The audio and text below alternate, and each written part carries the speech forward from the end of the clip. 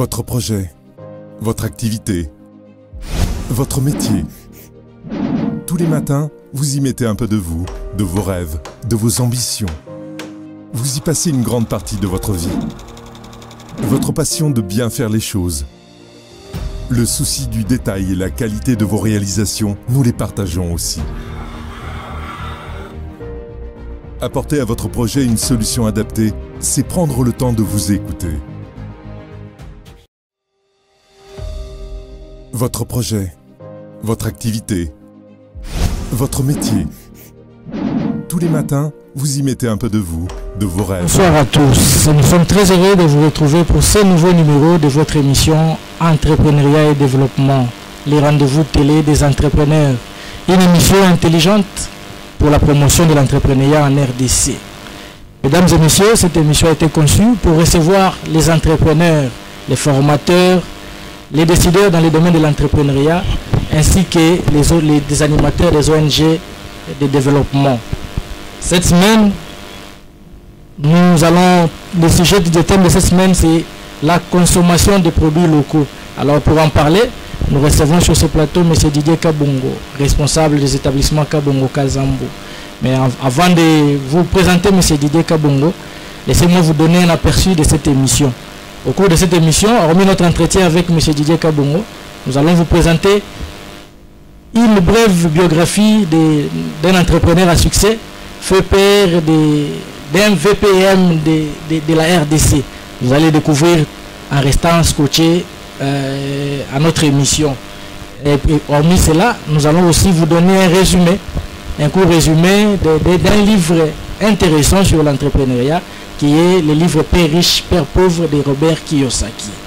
Alors tout de suite, je vais vous présenter notre invité d'aujourd'hui, M. Didier Kabongo. Bonsoir et bienvenue sur le plateau d'Entrepreneuriat et Développement. Bonsoir et merci. Nous sommes ravis de vous avoir. Quelles sont vos impressions sur cette émission et notre chaîne? Eh bien, nous apprécions beaucoup l'émission parce que c'est l'émission des entrepreneurs, mais qui ne se limite pas à cela parce que l'émission vise le développement. Et en tant qu'entrepreneur, on ne peut pas chercher à stagner. C'est beaucoup plus de se développer et monter. Et c'est ce qui fait même la valeur du mot entrepreneur.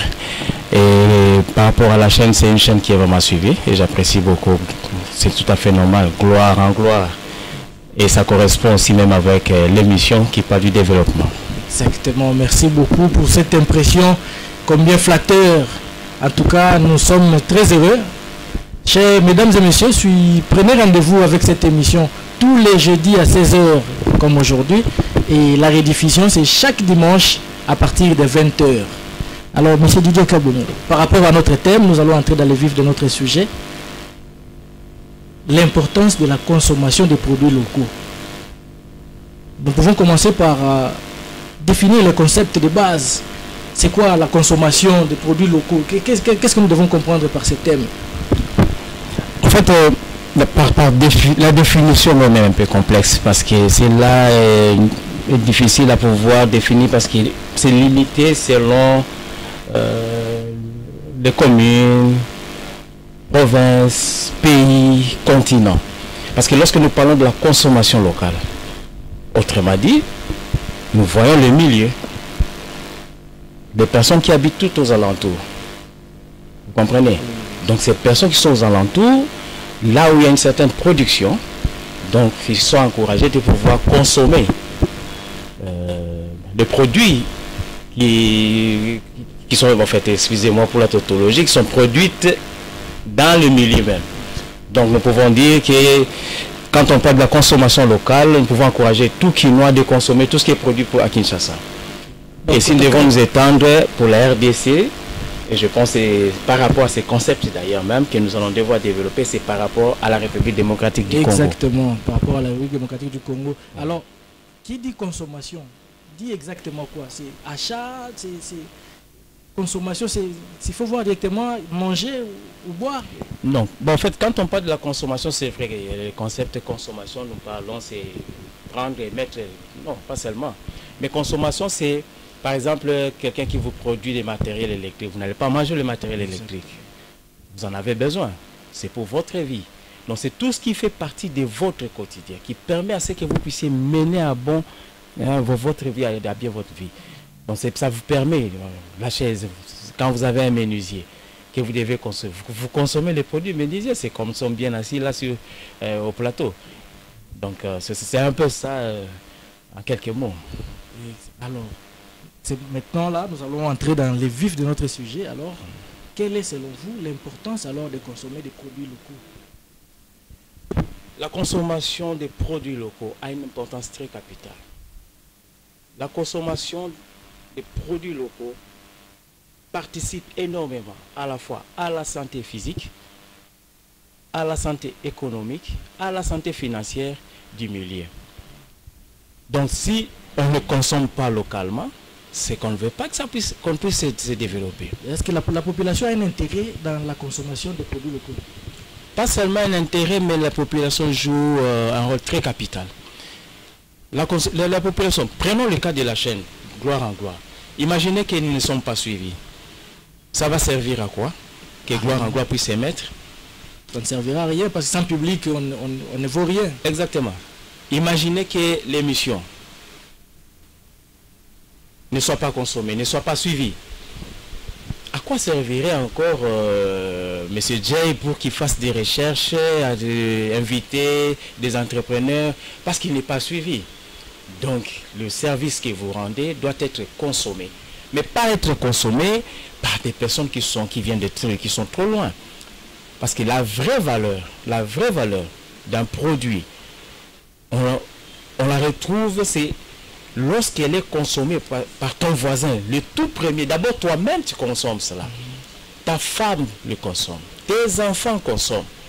Alors, si vous avez du mal à pouvoir... déjà, ta femme, tes enfants ne te consomment pas. Tu perds automatiquement la valeur. Exactement. Voilà. C'est ça. Donc, je vois que nous avançons. Alors, nous allons aussi avancer sur notre palier. C'est par rapport à l'économie du pays. Est-ce que c'est lui qui achète les produits locaux?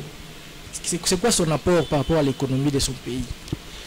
Tout au début, quand on parlait même de l'importance de la consommation locale, nous avons dit que la consommation locale participe vraiment à la vie. Non seulement sur le plan physique, parce que là nous parlons plus des produits agroalimentaires peut-être, et sur le plan économique, nous pouvons, et d'ailleurs c'est l'aspect la plus importante pour lequel nous sommes encouragés à pouvoir consommer localement. Vous savez, imaginez tout simplement que nous prenons la commune de Kitambo et l'État régule tous les différents secteurs et les secteurs qui participent à la santé économique. Alors, tous les habitants de Kitambo qui refusent d'acheter à Kitambo, qui vont acheter à Gombe. Quelle est la commune qui aura une bonne santé économique? Je pense que c'est Gombe. Oui, exactement. Vous comprenez? Oui.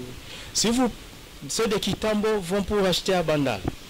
Alors, c'est pourquoi parfois les gens ne comprennent pas quand ils essaient de voir certaines communes qui, sur le plan financier, ils n'ont absolument rien, ils ne savent pas poser des actes de développement, tout simplement parce que la population de chaque commune, la population de chaque quartier ne sait pas consommer ses propres produits. Vous avez des usines à Kitambo, vous avez des usines à Limité, vous avez des usines. Mais s'il y a des usines sur place et que vous allez pour acheter dans une autre commune, et c'est d'ailleurs le grand problème, le grand malheur que nous avons au Congo. Vous savez qu'aujourd'hui le Congo importe pour une valeur de plus de 2 milliards de dollars l'an. Mais le 2 milliards n'est pas pour le Congolais. Le 2 milliards revient au pays où le Congo importe tous les produits. Mais si par exemple au Congo, nous consommons congolais, mais la santé économique, mais je ne sais pas, nous risquons de connaître même l'obésité. Parce que si aujourd'hui nous arrivons à importer, c'est parce que les amis, localement, ils ont pu satisfaire le besoin. Okay. C'est alors maintenant qu'ils vont chercher les besoins ailleurs. Alors le problème c'est parfois que nous rencontrons, c'est la consommation. Il y a un problème sérieux, c'est le manque de confiance au Congo. Il y a un sérieux problème. Donc c'est d'ailleurs le public congolais par rapport aux entreprises ou aux entrepreneurs congolais? Non, le Congolais par rapport aux produits au Congo. Ok. Vous comprenez? Parce que si nous devons parler, nous devons dire que voilà, la production elle est insuffisante, moi je dirais que c'est faux parce que la petite production n'est même pas consommée. Pourquoi n'est pas consommée? Nous devons nous poser la question. Prenons la ville de Kinshasa. Kinshasa a lui seul près de 14-15 millions d'habitants. Près de 14-15 millions d'habitants. Mais vous amenez comme ça des produits, on vous dira non, c'est trop cher, nous ne savons pas. Mais acceptez que la personne qui a produit ces matembele sur place ici, la personne qui vous produit le pain, même si il y va un peu plus cher, mais permettez-leur de pouvoir se trouver dans une situation telle qu'il soit dans la capacité de pouvoir satisfaire les besoins. Mais s'il est au-delà, c'est-à-dire qu'il a une grande production, vous ne consommez pas, il réduit sa production, et maintenant il commence à tabler. Le peu qu'il vend, il veut un maximum parce qu'il veut maintenir l'activité. Alors, dans ce cas-là, est-ce que nous, déjà le Congo reçoit presque dans tous les domaines nos confrères ou nos frères qui viennent d'autres pays? On dira que les banques sont occupées particulièrement par les Kenyans, dans les supermarchés, les Libanais, tout ça. Est-ce qu'il faut-il boycotter ces frères qui viennent investir au Congo, ou pour consommer local, nous devons avoir une autre approche? Il ne faut pas boycotter. Parce que boycotter, vous repoussez, refuser, ou vous soit chasser ces personnes. Mais par contre, il faut copier ce qu'ils sont en train de faire. Il faudra avoir des banques propres congolais, avoir des banques agricoles pour pouvoir permettre à ceux qui sont dans le secteur agricole qui puissent en sortir. Avoir des banques commerciales qui peuvent permettre à ceux qui veulent ouvrir des supermarchés, parce qu'il faudra... Moi, je suis très content, je viens de l'Est, et je suis content quand parfois je circule un peu ici à Kinshasa, je vois on écrit boutique produits provenance Nord Kivu. C'est une très grande joie. Je me dis, ouais, ça c'est une très bonne chose. Les Kinois consomment Nord Kivu. Vous comprenez? Oui. Et cela encourage le petit producteur qui est au fond du village, du côté de Moussienene. Celui qui est au fond du village, du côté des cantines, du côté de Manguina. Quand il apprend que mon produit est consommé dans la capitale, donc vous le permettez à pouvoir développer même son activité. Développer son activité, comment? Il sait que dans la capitale, il faut maintenant, désormais, mes produits seront exposés dans un supermarché. Je n'enverrai pas le produit avec des sables ou bien avec de la terre. Je vais bien nettoyer. Les personnes qui produisent les haricots de l'autre côté, ils te diront, bon, je n'enverrai pas avec tout ce qu'il y a comme histoire, tout ça, les déchets. Je fais le triage pour la consommation du supermarché. Alors, si nous nous mettons à boycotter, là, nous faisons très mal parce que déjà, ils nous aident. Nous n'avons pas. Et d'ailleurs, nous demandons au gouvernement de pouvoir tenir compte de cet aspect. Hein, c'est vraiment très important pour nous de comprendre que pour arriver à consommer, nous devons d'abord créer cette confiance-là. Accepter le produit des Congolais. Jamais on a vu un Chinois. Je ne sais pas, j'aimerais vraiment que chaque Congolais qui nous suit en ce moment-ci qui puisse un peu s'analyser. Vous avez déjà vu un Libanais laisser le restaurant des Libanais et aller à notre Malewa? C'est très très difficile. Ou un Chinois aller dans un restaurant chinois. Vous rencontrerez un Français qui arrive qui dit j'aimerais avoir un restaurant français. Est-ce qu'il y a... Mais vous trouvez un Congolais qui refuse d'aller au Malewa, permettre à cette maman-là de pouvoir transformer, parce que ce sont les idées. Votre émission, c'est l'entrepreneuriat et le développement. La maman commence avec l'entrepreneuriat. Elle a entreprise. Mais les idées que vous rapportez, maman, ça me boyete, il faut faire ceci, il faut faire cela. C'est ça. Elle va améliorer au fur et à mesure que c'est en train d'améliorer. C'est un développement. Et vous aurez du genre Aldar, du genre tous ces grands restos que nous trouvons dans la ville. Vous comprenez? Alors nous allons avancer toujours dans cette optique-là. Donc nous comprenons que c'est très important de consommer les produits locaux pour permettre à ce que les entrepreneurs et les entreprises congolaises puissent se développer. Alors, doit-on négliger la qualité? Vous avez un peu parlé de nettoyer, d'arranger un peu plus son produit pour qu'il soit attrayant. Alors, ici, avant de répondre à cette question, j'aimerais, si la régie est en accord avec moi, demander un élément pour que vous voyez que la consommation locale n'est pas qu'une affaire congolaise. c'est une affaire de presque tous les pays s'organisent pour encourager la production des produits locaux. Alors, vous voyez cet élément et nous allons commenter tout juste après. Votre projet, votre activité, votre métier. Tous les matins, vous... Pourquoi choisir des produits locaux? Pour plusieurs raisons. Déjà, la fraîcheur des produits, la qualité des produits. Là, ici, vous avez un petit éventail des produits que je trouve ici tout proche de Toulouse.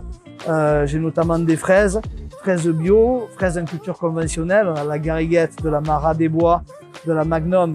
On trouve aussi l'asperge verte. On arrive un petit peu sur la fin de saison, mais il y en a encore. Le premier ail violet, ail nouveau, récolté ici du côté de Cadour.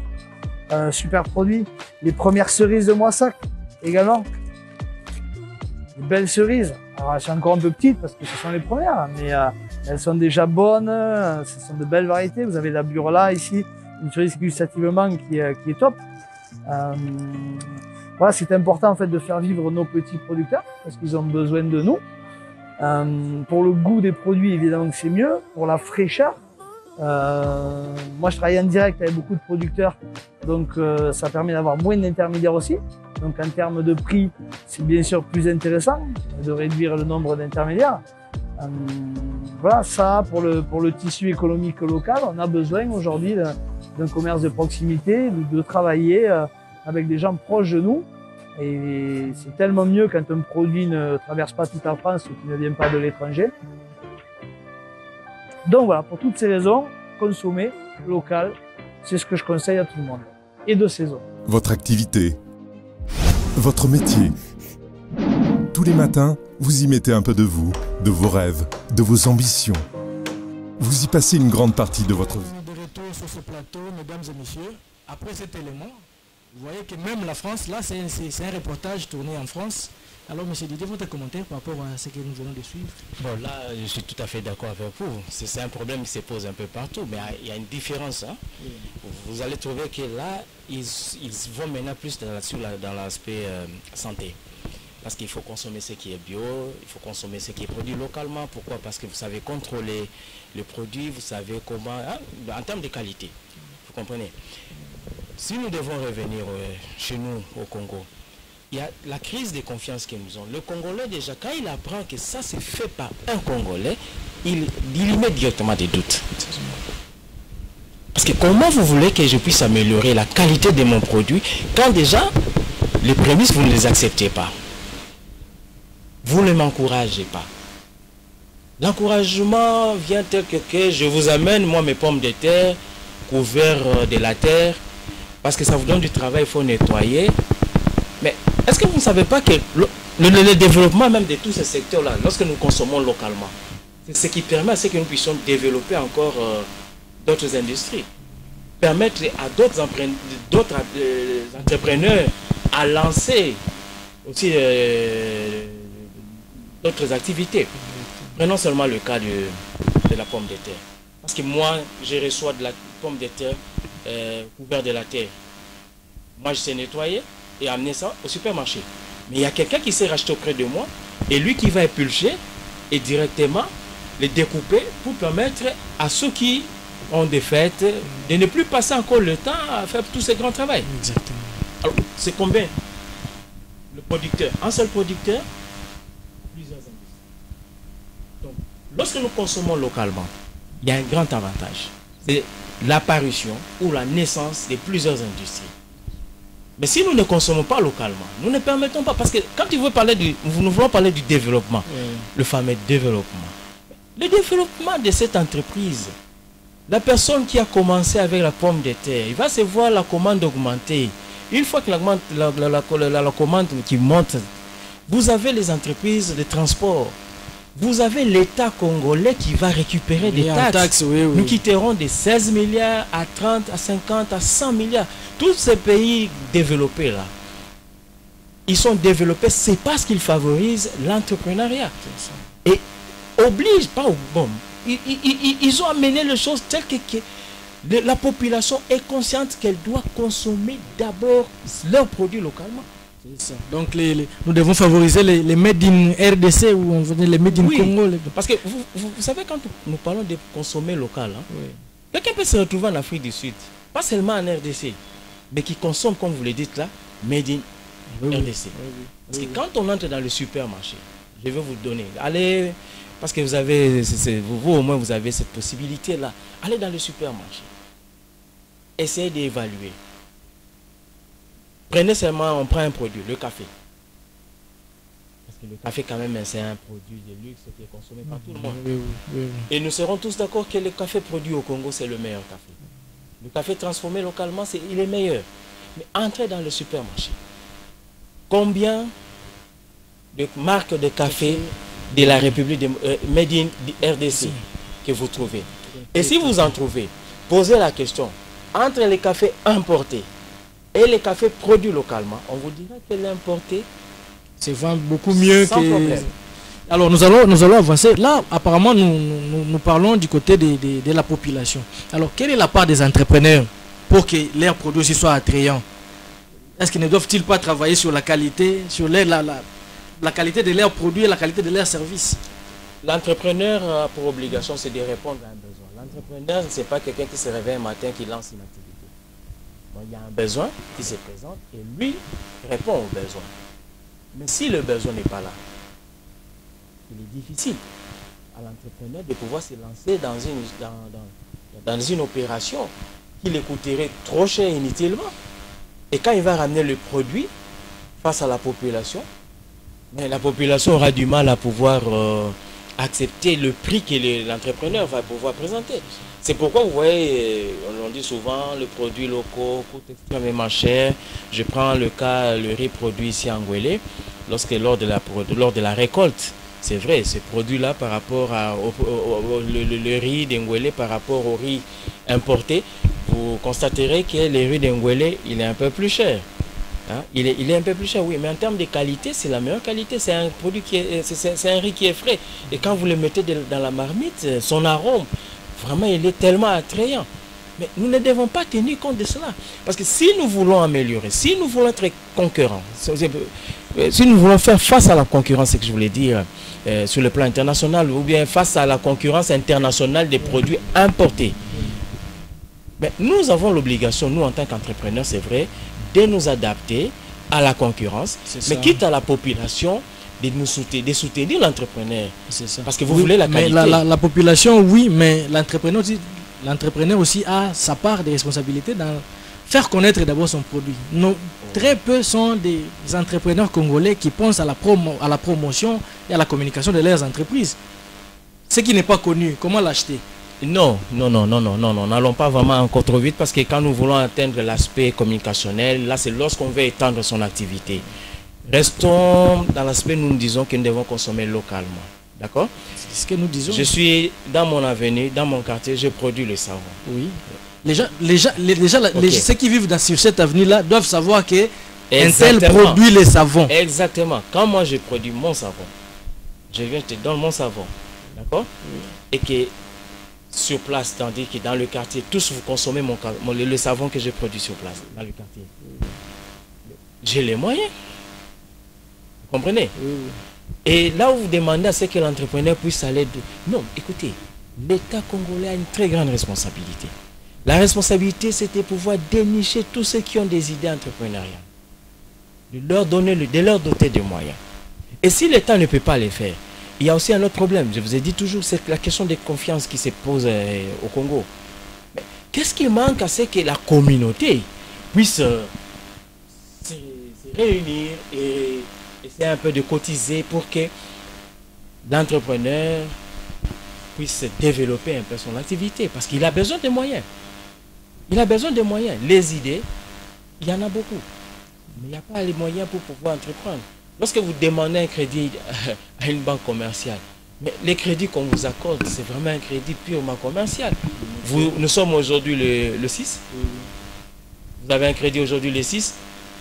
Nous prenons le cas, quelqu'un qui prend le crédit le 15 ou le 20 avril, mais déjà les 30, il doit payer, il doit commencer à rembourser. Vous pensez que c'est vraiment très difficile. C'est difficile. Alors, dans ces conditions, nous ne prêchons pas les désespoirs pour les entrepreneurs congolais. Au contraire, nous vous encourageons à continuer dans cet élan d'entrepreneuriat parce que c'est ce qui développe les pays. Alors nous allons ici tout de suite, si Kervi Mbouy est en accord avec moi à la régie, pouvoir demander cet élément parce qu'il y a des références dans l'entrepreneuriat congolais, comme l'effet Jeannot Bemba, qui est un entrepreneur à succès et qui a su démontrer qu'on peut réussir en étant en RDC. Suivons cette brève biographie d'effet Jeannot Bemba.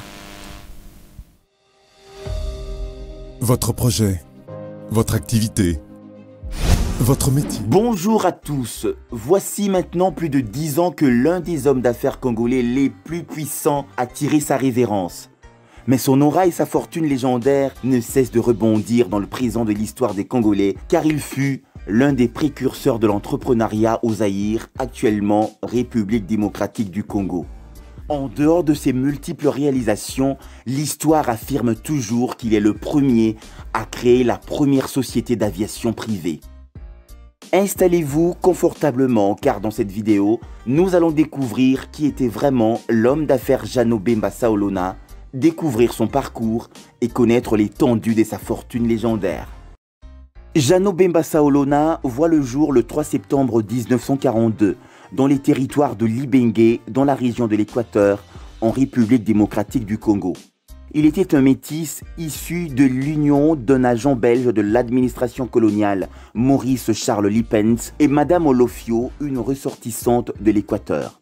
Il a fait ses études primaires dans une école des frères catholiques avant d'entamer un cycle professionnel moyen en mécanique automobile dans l'école professionnelle officielle des métiers à Guémena, EPOM en sigle. Au début des années 60, il ira poursuivre ses études en Belgique, mais cette fois-ci dans le domaine de la comptabilité. Après un laps de temps dans la gestion des affaires de M. Jean Paulet, il retournera en Belgique en 1964 pour faire un stage de 6 mois dans la société Ford à Bruxelles. De retour au pays, il se lança pour son propre compte dans le commerce vivrier et ouvre des comptoirs de vente des produits variés dans le café qui était à la base des diverses plantations qu'il possédait dans l'Équateur. Il s'attribua une ferme d'exploitation de bétail, des magasins dans plusieurs districts dans la région de l'Équateur, créant ainsi sa toute première entreprise dénommée Gigi Bemba, Jean Jeannot Bemba. Il épousera Madame Wosu Mongombo, Marie-Thérèse, avec qui il aura sa progéniture, parmi laquelle l'homme politique Jean-Pierre Bemba Gombo. Malheureusement, Madame Marie-Thérèse rendit l'âme en 1974. En 1968, l'homme d'affaires Jeannot Bemba s'associa à Lito Mobutu Nzeyombo pour créer la société commerciale et industrielle Bemba Lito, Sibeli en sigle, avant de s'associer aussi à M. Ignace Molekali Boké dans l'entreprise Combina industrielle de Guémena, Comingem. Ceci donnera une nouvelle impulsion dans ses entreprises pour créer sa propre société commerciale et industrielle Bemba, Sibé Zaïre, avec le siège social à Kawara. Et la création de Sibé Zaïre est arrivée juste après avoir partagé leur part avec Lito Mobutu dans la société Sibeli, permettant à chacun d'évoluer pour son propre compte.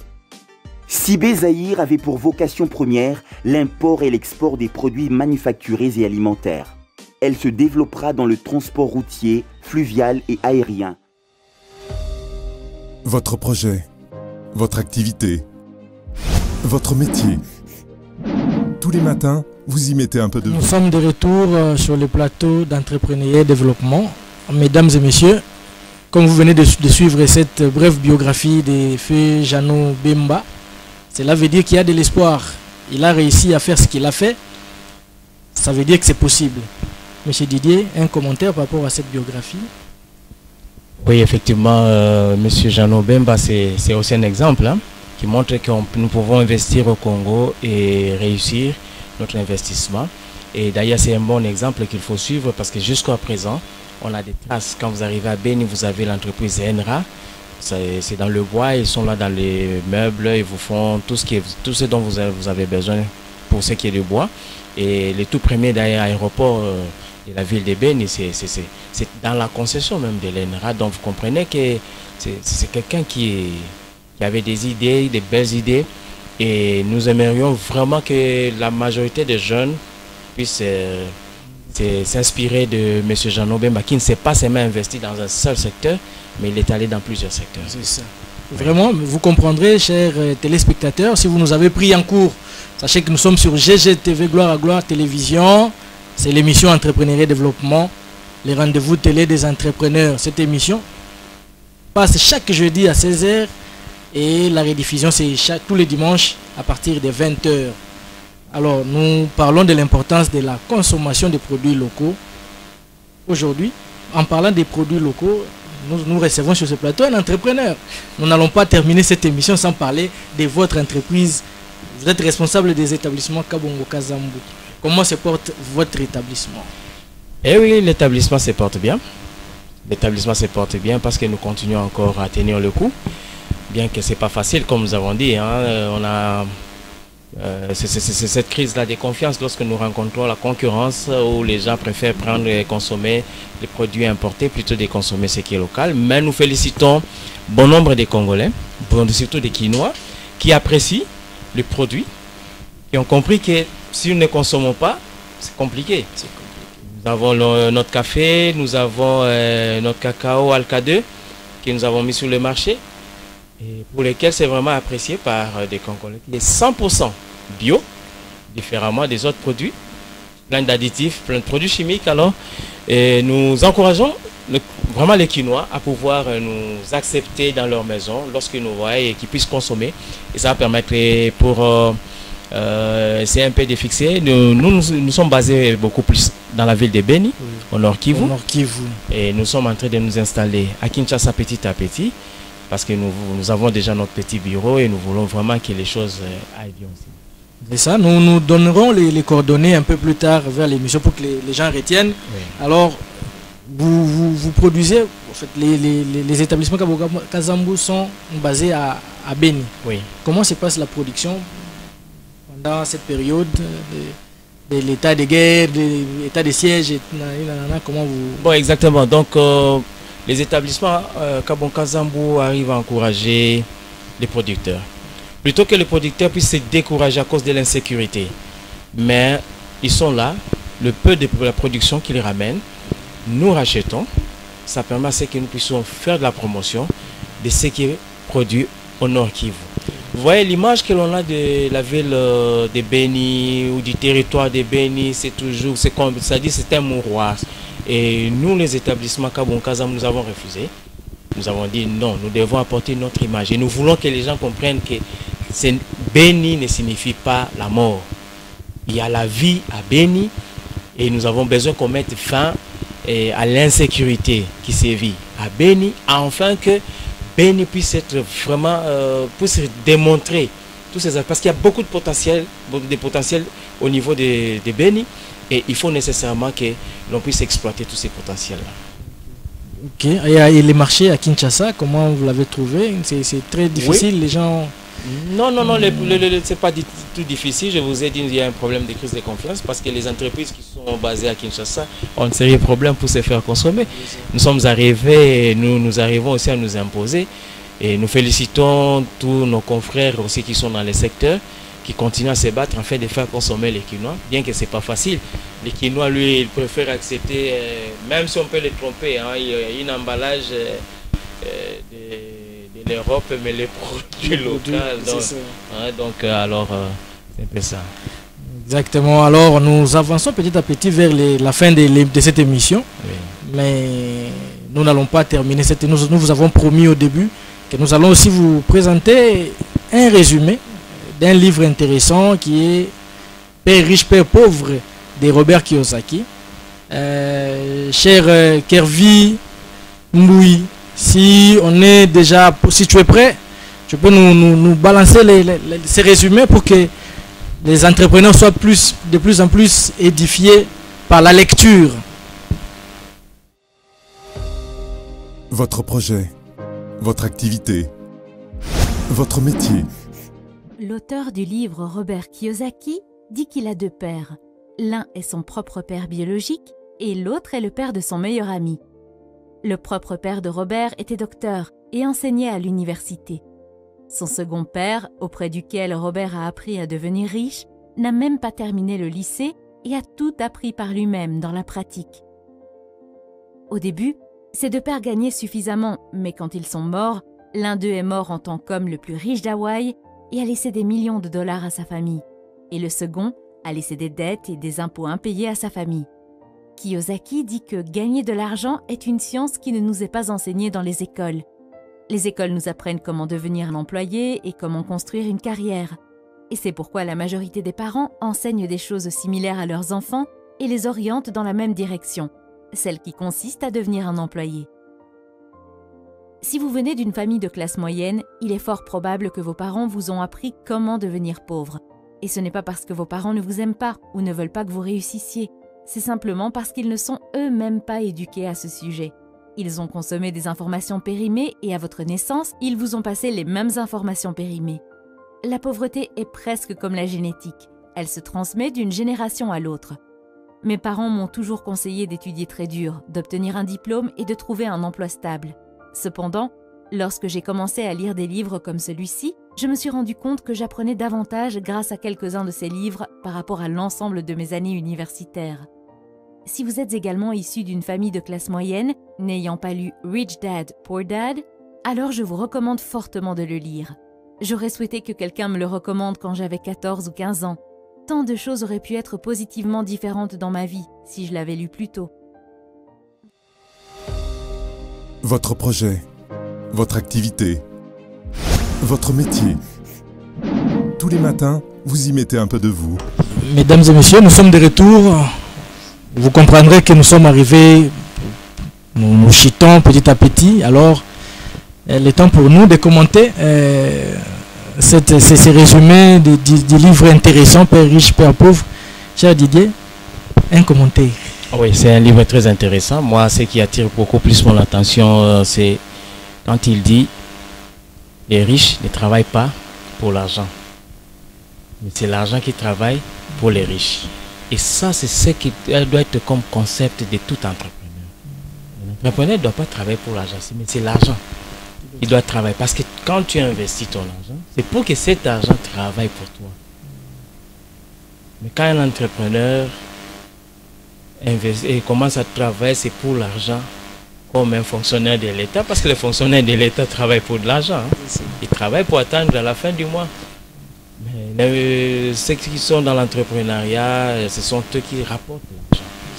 Et est-ce que c'est la lecture pour un entrepreneur, c'est ça quelle importance? C'est obligatoire. Un entrepreneur a l'obligation de lire. Lire, c'est apprendre. Et un entrepreneur ne s'arrête pas. Vous savez qu'aujourd'hui, nous sommes peut-être une nouvelle génération des entrepreneurs. Mais il y en avait. On a vu l'exemple de M. Jean Nobemba. Pourquoi ne pas prendre l'exemple aussi de M. Le président de la FEC, Albert Yuma? Pourquoi ne pas prendre l'exemple des autres entrepreneurs qui sont sur place ici en République démocratique du Congo? Ne pensons pas qu'il n'y a que ceux des pays étrangers, ceux qui sont trop loin, qui peuvent nous servir d'exemple. Non. Servons-nous des exemples de ceux qui évoluent ici. Ça permet à ceux qui puissent comprendre les difficultés qu'ils ont rencontrées. Et nous allons être en mesure de pouvoir nous défaire de toutes ces difficultés. Ok, donc alors nous vraiment nous entamons la chute, la conclusion de cette émission. Alors, s'il y a des contacts par rapport à vos produits, par rapport aux établissements Kabongo Kazambu, prière de les donner, les adresses, les numéros, pour que les grands publics puissent consommer les cacao Alcadé et puis les cafés qui est produit par les établissements Kabongo Kazambu. Nous voulons consommer local. Ok, donc nous sommes, tous ceux qui veulent nous contacter, c'est les 09 98 77 70 70. C'est ça le numéro WhatsApp. Donc je répète, plus 243 9 98 77 70 70. Mais avant de pouvoir conclure, je voulais encourager la population quinoise de pouvoir consommer localement, parce que ce que vous consommez, vous participez à la santé de l'économie, vous participez à la santé financière, vous consommez ce que vous connaissez, vous consommez ce que vous pouvez vous apporter comme amélioration. Donc, autrement dit, vous participez au développement du pays. C'est ce que nous voulons tous. Exactement. Et c'est ce que nous voulons tous. Alors, nous tendons vraiment, comme nous sommes arrivés à la fin, moi je dirais, j'encourage. Et puis cette émission a été conçue uniquement dans ces buts-là, de promouvoir ceux qui veulent développer le Congo, donc les acteurs de développement. Vous êtes entrepreneur, vous êtes coach en entrepreneuriat, vous êtes animateur d'une ONG de développement, vous êtes décideur dans ces domaines. Sachez que le plateau est bien là pour vous, il est disponible pour vous. Il suffit juste de nous contacter sur le numéro affiché au bas de votre écran là, et vous nous aurez en personne sur WhatsApp si vous voulez, et nous allons vous recevoir avec joie pour parler de vous, pour que tout aille bien, parce que parler de l'entrepreneuriat, c'est ce qui fera que les grands publics les connaissent et puissent consommer, enfin développer vos entreprises. Alors, pour terminer cette émission, je m'en vais. Alors, si vous avez aimé cette émission d'aujourd'hui, sachez que cette émission a été réalisée par l'excellent réalisateur Junior Diakanoa, Diaz Nabisomoro comme j'aime l'appeler, et à la régie, monsieur Kervi Mbouyi. Donc, c'est comme ça que ça se passe. Nous sommes sur GGTV. Nous disons merci à l'hiérarchie de la chaîne GGTV, de l'apôtre Dieudonné Alanga jusqu'à notre secrétaire Hervé. Sans oublier beaucoup de fans. Je souhaite un prompt rétablissement à mon vieux célèbre Simon Kamanda, célèbre soldat à Poto depuis Matadikibala, à toute la famille Selemani, mon assistante personnelle, sans oublier Laurie de Jay. Big up à toi et cher Didier, merci d'avoir participé à cette émission. Merci. On espère vous revoir dans les jours qui viennent pour un autre numéro. Et nos salutations à ceux qui sont à Beni. Merci beaucoup et je vous encourage aussi, continuez toujours à inviter les entrepreneurs, surtout les jeunes qui sont en herbe, des jeunes entrepreneurs en herbe. Et l'unique slogan que j'aimerais donner le tout dernier alors, je suis congolais, je consomme congolais, je protège congolais au Congo. Merci, c'est par ces slogans que nous terminons cette émission. Prenez rendez-vous le jeudi prochain pour un tout nouveau numéro de cette émission. D'ici là, portez-vous bien, au revoir.